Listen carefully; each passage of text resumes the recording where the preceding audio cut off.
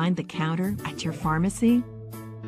While you may think it's as simple as counting pills, it's a lot more than that. Here is what your pharmacist does for you while you wait for your prescription. We verify that the medication you have been prescribed does not interact with your other medications. We review any documented allergies against the medication you have been prescribed to ensure that it is safe for you. We ensure that the dose and medication prescribed is appropriate for you and the condition for which you are being treated.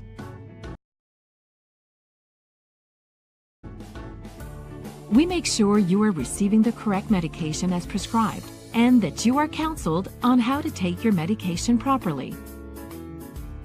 We answer questions you may have about your health without appointment or long wait times. So in the time between prescription drop-off and pickup, there's a lot going on behind the scenes.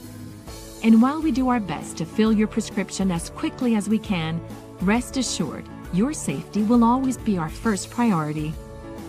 All those activities that go into ensuring you get the right drug, at the right dose, and at the right time are funded by a pharmacist dispensing fee, a modest professional service fee that affords us the time to ensure that the medication you receive is the safest and most appropriate for you. While you wait, your pharmacist makes sure you're getting